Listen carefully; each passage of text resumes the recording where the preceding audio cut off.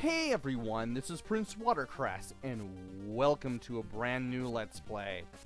This time around, it is Die Hard for the PC Engine. This was, as far as I can tell, never released outside of Japan, which is a shame because at first glance, this definitely seems better than the game that people got for the Nintendo Entertainment System back in the day. And when you see it in action, it kind of shows. Of course, if you just leave it on the attract mode, it just goes through these opening credits all over again. And you have to press start to get out of them. So, we might as well go ahead and press the run button just to get things started. And well, before we can get into Nakatomi Plaza, we gotta get through the forest. So here's stage 1. And here we are, we're John McClane. I bet there's a way into the building on the far end of this garden. There is, but we're gonna have to fight our way through it. So, we have a HUD at the bottom of the screen. You have your health as well as the enemy's health down at the bottom left. To the right of that is the amount of time you have left in a stage. If you run out of time, you basically have to use one of your continues. You have 3 continues. Those are your lives.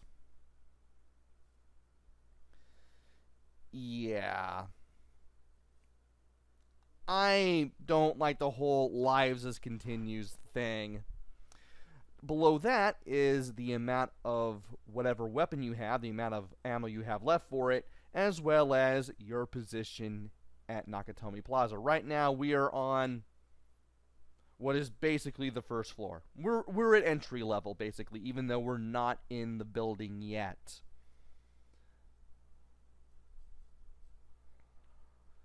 And you move around with the D-pad in 8 directions. The run button lets you pause. Button 2 lets you attack. And button 1 lets you jump. And that's basically it for the controls, really.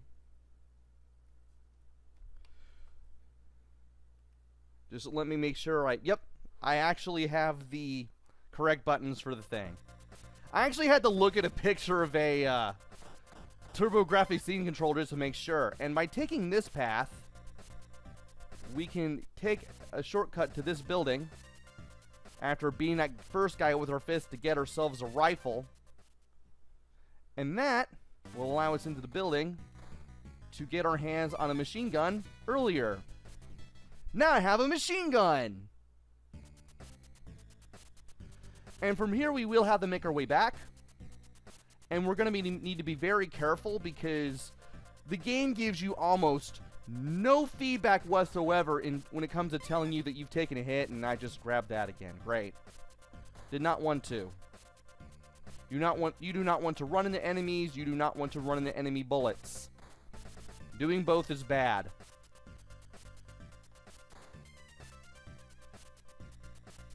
And you want to be very careful where you're going because, again, other than your character's sprite flashing white for like a second, you have no feedback as to whether or not you've just taken damage, which I do not like.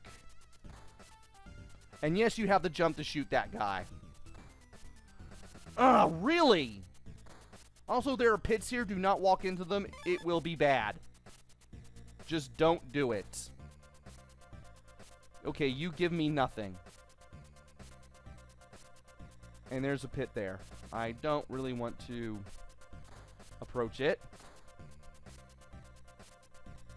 And I was thinking a little further ahead there.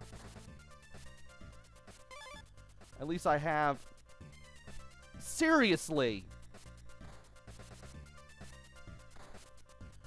Well, at least I can get some health back with that beard, though it doesn't give you a completely full thing. Ugh. Really? Well, if I go in here, I can shoot the enemies here and get myself a grenade launcher. Don't want to do that, but I did want to show that off. So we've seen two types of security guards so far. The ones with the white shirts shoot 3 bullets, while the ones with the black shirts shoot 1. But we will be seeing other enemies later on. Looks like this area is under construction. Gotta watch my step. Yes, because at this point, pits will form where you're walking. And I'm pretty sure you're going to die if you fall in one.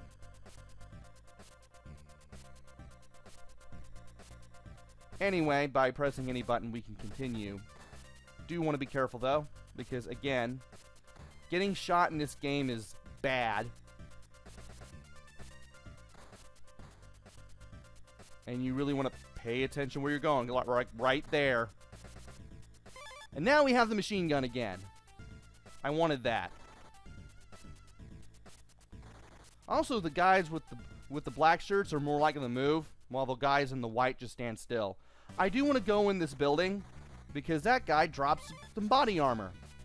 Your tank top will turn blue, and your health orbs will turn gold when you are wearing one of these deals. Some doors are open, other doors are closed. Also, I am sticking to the walls here so I don't accidentally cause any pits to form. I'm not getting that grenade launcher either, as much as I would like to get it. I know it packs a punch, but sometimes you just don't want to grab a certain weapon. And I just took damage because I thought I was smart. Oh, jeez.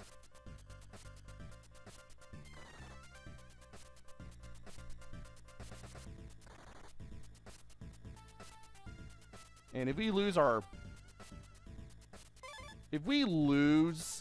body armor, it's gonna be a while before we get some more, so I don't want to risk that. And I'm gonna go in here to get rid of the guy on the roof. And that will allow me to get more machine gun ammo and a first aid kit to replace the health we lost before we got the body armor, which is good.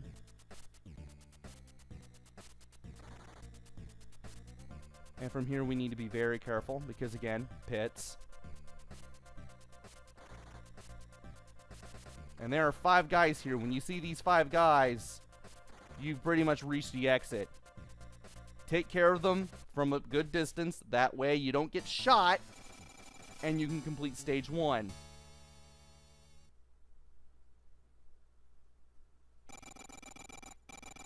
Now we have to go through the water between the forest and the plaza in order to get to the plaza. Seems I always got to do things the hard way.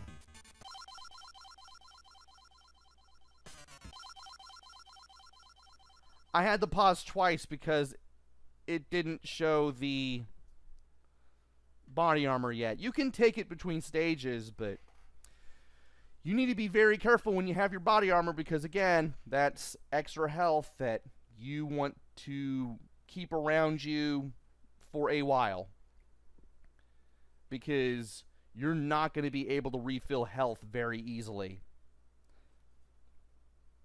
Anyway, we are now in this very watery maze leading to the tower, leading to Nakatomi Plaza. And once we get through it, we're going to be in the building. And that's where the action is really going to begin. But that will have to wait until the next video. So join me next time for stage 2. Until then, this is PrinceWatercress. Take care, stay safe, and thanks for watching!